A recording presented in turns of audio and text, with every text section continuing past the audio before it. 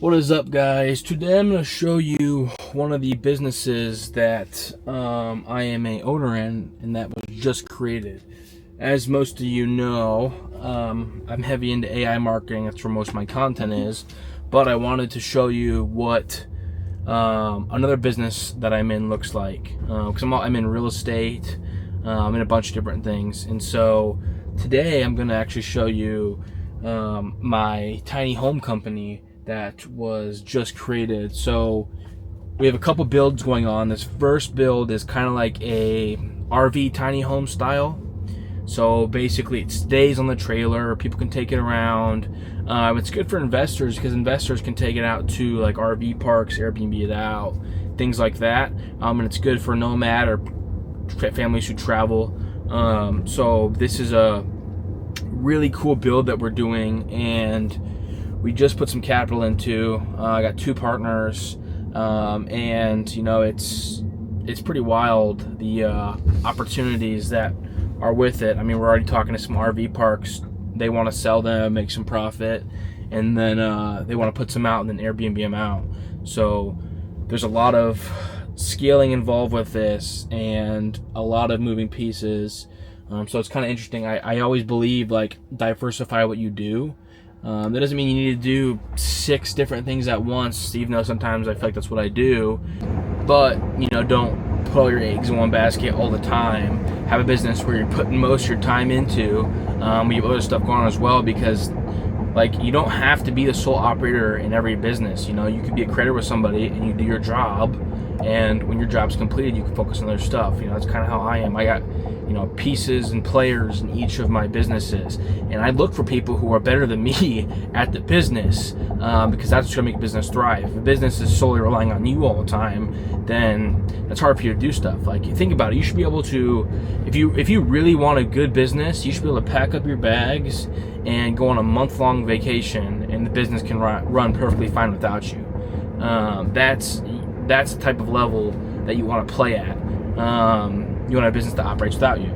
So don't make yourself always the sole person. When you start off, that's how it has to happen. You have to build the skills yourself. And then as you build a team, the team around you should be very skilled and talented, that you're just organizing. You're like the connector of your business. You know where the best people fit at and where they play at and how to succeed with that. So, you know, that's kind of where my head's at. So I'm excited to show you guys this build. You know, it's in the process. Yeah, it's gonna be pretty sick. Let's show you guys where we're at. So my business partner, Jimmy O'Connor, is gonna build this whole thing, and you know, he's very talented at that. Done a lot of like bathroom remodels and general contracting for years, and so he's putting a lot of his time and effort into this build, and creating this. Obviously, he's a profit share owner, which helps us with labor costs because you know he's getting profit. So I'm going to take you guys through and show you what it looks like now, and then have him talk about maybe some of the plans. Yeah, it's going to be pretty crazy. All right, guys, so I'm going to show you this build right here. Right now, it's just a trailer, so they're stripping off everything. But this trailer is huge. I don't know if the actual video will do justice. But look at the size of this freaking thing. So they got to take this off still, and then this is already taken off. So all the foundation stuff's coming in, so it's gonna be pretty crazy. But check out the size of that bad boy.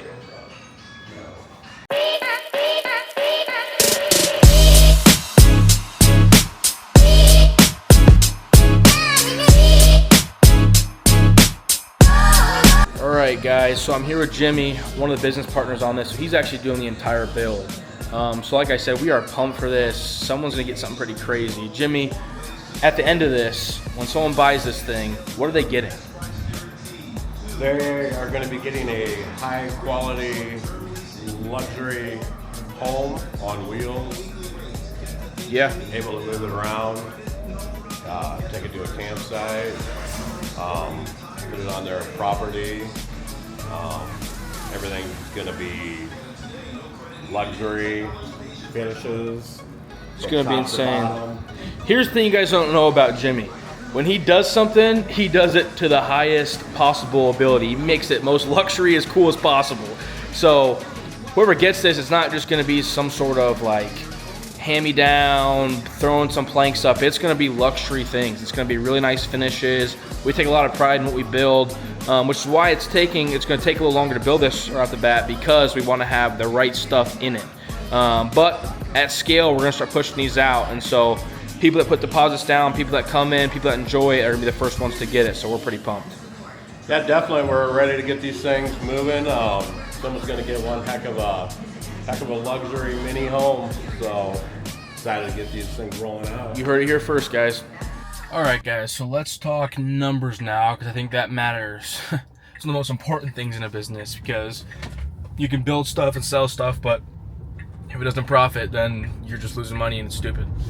So for this build, the trailer, we have a trailer plug now in Des Moines, Iowa, and he is, like this trailer, for example, around a 20-foot plus trailer, exactly what we need. It's flat, doesn't have the wheel wells that come up. It was around $5K for that, which is a great deal. Now, the actual cost with materials, some labor, and again, Jimmy is an owner, so labor's not as much an issue. But with labor costs and materials, we're around 30 to 25K. So a trailer on top of that, we're sitting around 30 to 35K for costs. Now, I did you should always do this. You do market research on any product you're creating or service you're creating. I did some market research, and things like this are selling around 80 to, gosh, I've seen 150K before. So our target is right around 90 for this build, based off square footage, and then amenities inside of it. And so we're offering that law enforcement first responder discount, really hitting the market hard, and we already have a lot of interest. So you look at the spread there for coming in at 30 to 35K, selling it for 80 to 110 depending on finishes, and if people want to add solar and things like that, that's a pretty good margin. Now, obviously, it's our first build, so we'll see what hiccups we run into, and like you start any business, there's things that come up that you have to adjust to and adapt to.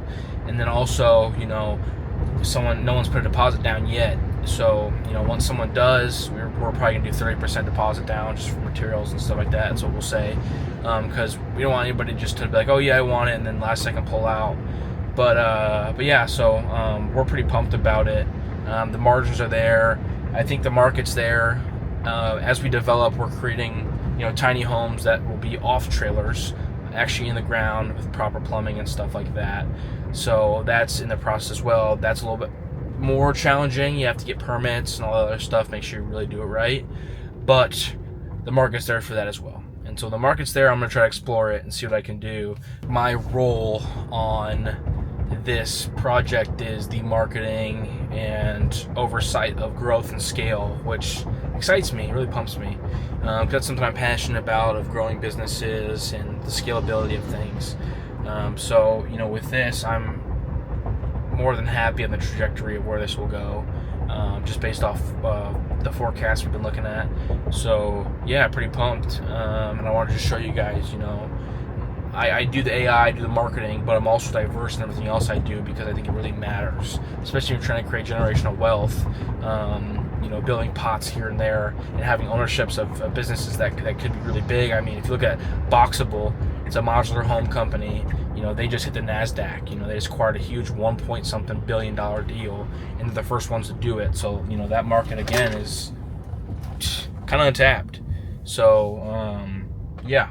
So, yeah, guys, if you have any questions, or, you want to know more about stuff, leave a comment, leave a like, and let me know.